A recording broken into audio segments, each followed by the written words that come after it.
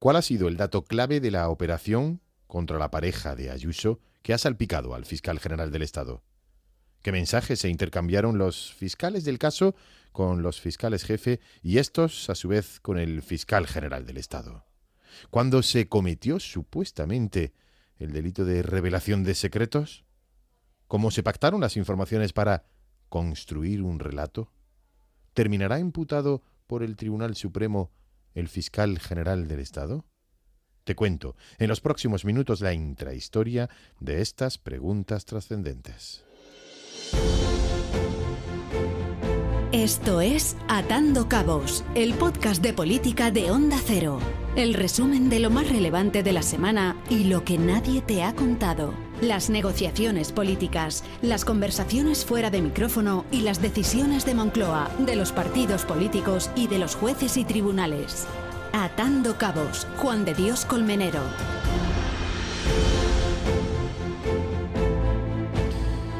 Gracias al trabajo de investigación periodística de varios medios de comunicación, el diario El Mundo, El Confidencial, Onda Cero, a día de hoy tenemos una secuencia de hechos incontestables en la actuación del fiscal general del Estado en el caso concreto de la investigación tributaria a la pareja de Isabel Díaz Ayuso.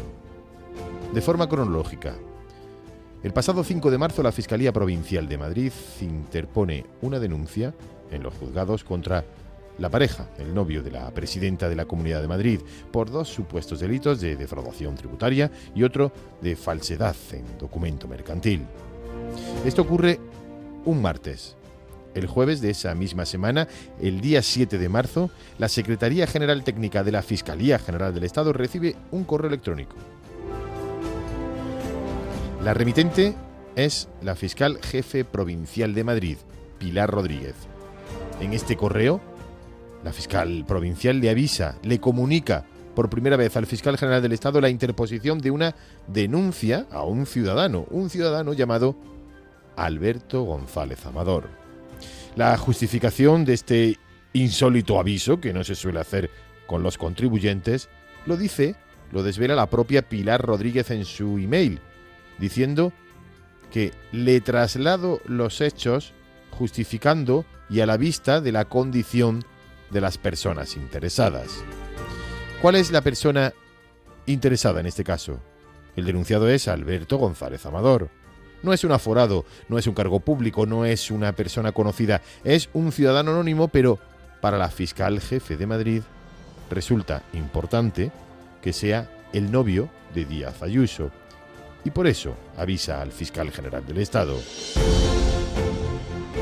5 días después de que el fiscal general del Estado recibiera este aviso, el martes 12 de marzo a las 6 de la mañana, un diario, el diario.es, muy próximo a los postulados de Pedro Sánchez, publica el contenido íntegro de esa denuncia filtrada que interpone el fiscal contra el novio de Díaz Ayuso. Durante todo el día, el titular de ese diario era: la pareja de Ayuso defrauda 350.000 euros a Hacienda con facturas falsas y empresas pantalla. Horas después de ese mismo día 12 de marzo, ya publicada la noticia, el fiscal encargado del caso, Julián Salto, se pone en contacto por escrito con la defensa, con el abogado de la pareja de Ayuso. Lo que hace es mandarle en ese momento la copia de la denuncia, ya publicada por un periódico, y que hace referencia a su cliente.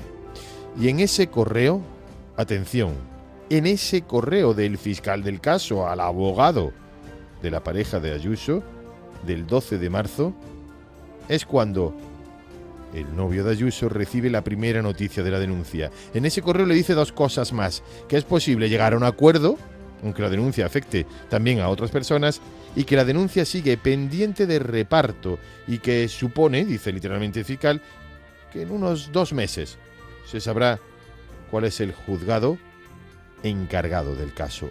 2 meses calculaba en ese momento el fiscal del caso. Sin embargo, al día siguiente, 24 horas después, por parte de la Fiscalía y de un juzgado, se conoce qué juzgado lo iba a llevar: el juzgado número 19 de Madrid.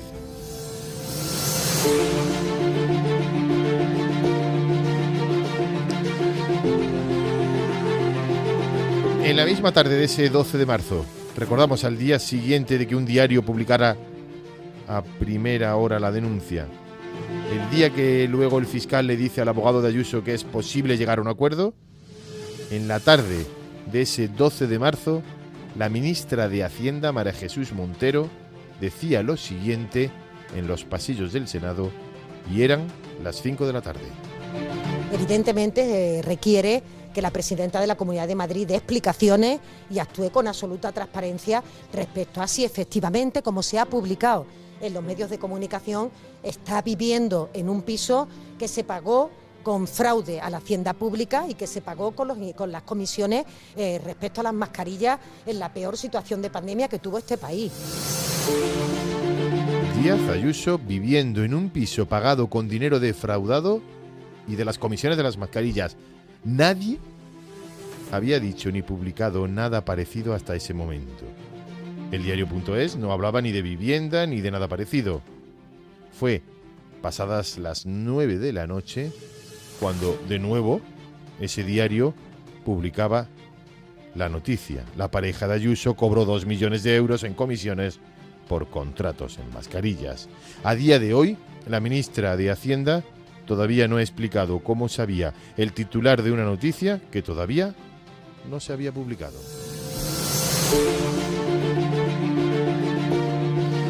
Y fue el día siguiente, miércoles 13 de marzo, cuando el fiscal general del Estado decide que todo lo relativo a este asunto no pase por la Secretaría Técnica de la Fiscalía, sino que las informaciones lleguen directamente a su correo personal. En ese correo de Gmail recibe Álvaro García Ortiz, el fiscal general del Estado, los correos que se habían intercambiado el fiscal del caso y el abogado de Ayuso, esos en los que el fiscal le trasladaba la denuncia y le decía que se podría llegar a un acuerdo. Llegan esos correos y el fiscal general del Estado ordena en ese momento que se localice de inmediato al fiscal del caso, a Julián Salto. Salto se encontraba en el estadio del Metropolitano viendo un partido de Champions entre el Atlético de Madrid y el Inter de Milán. Consiguen localizarle y le hacen abandonar el estadio justo en ese momento. Y esa misma noche, una cadena de radio informa que la nota de la Fiscalía que ofreció un pacto no era tal, sino que fue la pareja de Ayuso la que buscó ese acuerdo con el fiscal. Pero al día siguiente el diario El Mundo informa justo de lo contrario. La Fiscalía ofrece a la pareja de Ayuso para que admita 2 delitos fiscales mientras se judicializa el caso.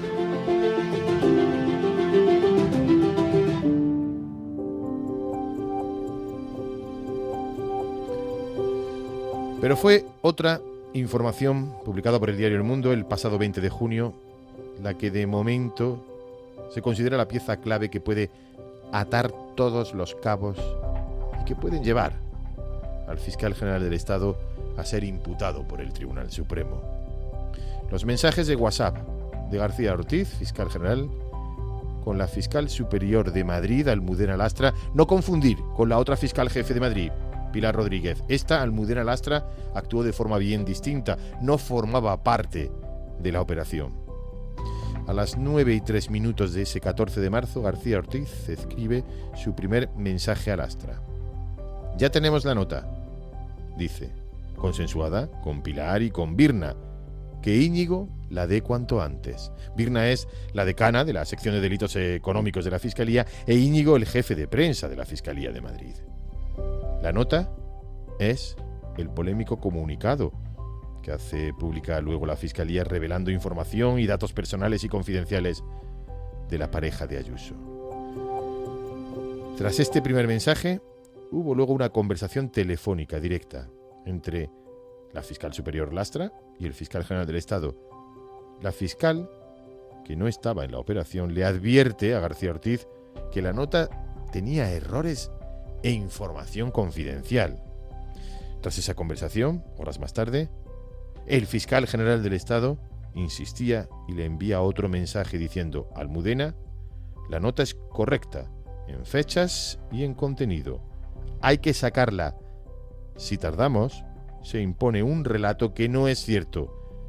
Es imperativo sacarla. Eran casi las 9:30 de la mañana y al ver que Almudena Lastra no contestaba, le envió un nuevo mensaje diciendo: Almudena, no me coges el teléfono. Si dejamos pasar el momento, nos ganarán el relato y hay que defender a los compañeros. Fue el último mensaje entre ambos. No hubo más comunicación. La fiscal superior, sabiendo lo que estaba ocurriendo y las posibles consecuencias penales, la fiscal superior de Madrid comunicó por escrito a la Fiscalía General del Estado que, en virtud del artículo 25 del Estatuto Orgánico del Ministerio Fiscal, iba a cumplir con la orden de su superior jerárquico. Ese mismo día, jueves 14 de marzo, a las 10:30 de la mañana, se hizo pública la nota que revelaba conversaciones confidenciales de un cliente con su abogado, del abogado de la pareja de Ayuso con el propio implicado, y datos personales de ese ciudadano. La filtración de estos datos es lo que investiga el Tribunal Superior de Justicia de Madrid, y de momento están imputados nada menos que 2 fiscales de Madrid, Pilar Rodríguez y el fiscal del caso, el fiscal Salto. La otra fiscal declaró como testigo, diciendo que le obligó a todo el fiscal general del Estado. El siguiente paso, en manos del Tribunal Superior de Justicia de Madrid y quién sabe si del Tribunal Supremo.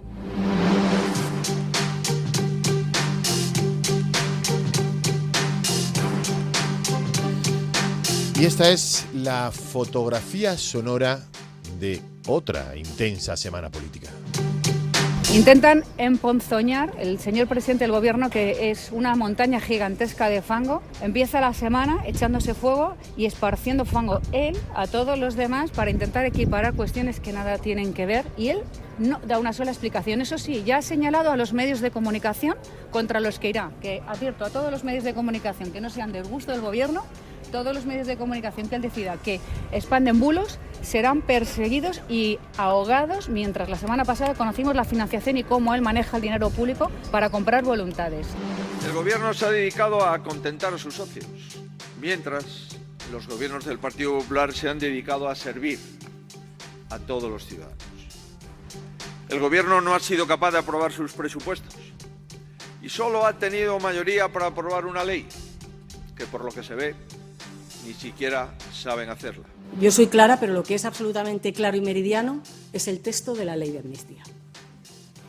Y la voluntad del legislador también, tan clara como las letras y el texto de la propia ley.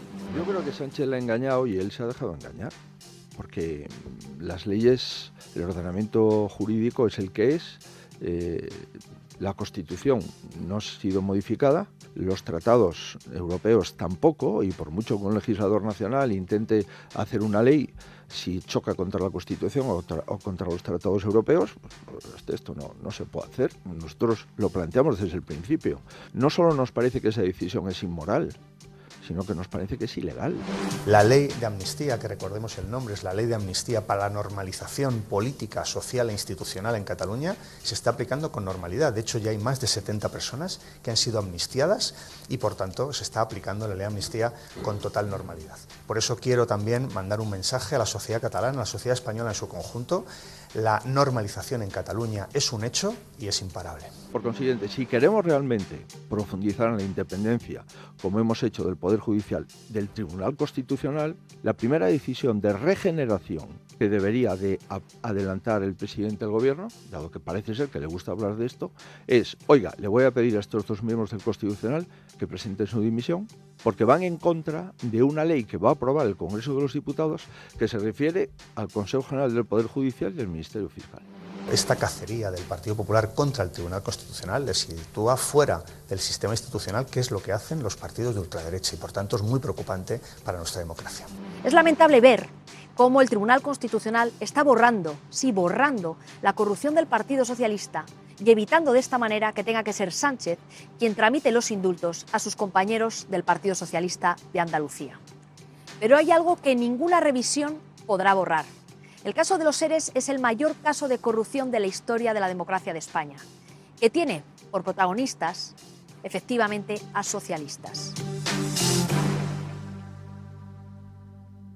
La exoneración y excarcelaciones de los condenados por el mayor caso de corrupción de nuestra historia democrática, por los ERES. Los acuerdos y desacuerdos en materia de justicia y los supuestos casos de corrupción que afectan al gobierno y a su entorno. De la intrahistoria de todo ello seguiremos hablando la próxima semana. Esto es Atando Cabos, el podcast de información y análisis político que te resume y te cuenta lo que hay detrás de las decisiones más importantes, con Juan de Colmenero.